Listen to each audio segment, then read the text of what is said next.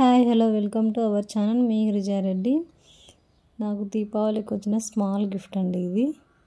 ఏముందో చూసేయండి. మైక్ అయితే వచ్చిందండి.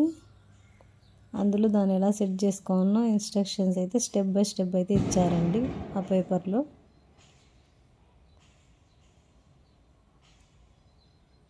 నెక్స్ట్ ఈ బాక్స్లో వచ్చేసి కేబుల్ మైక్ సెట్ చేసుకోవడానికి ఇదైతే వచ్చిందండి.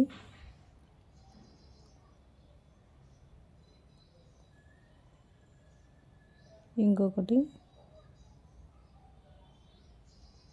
ఇదైతే మైక్.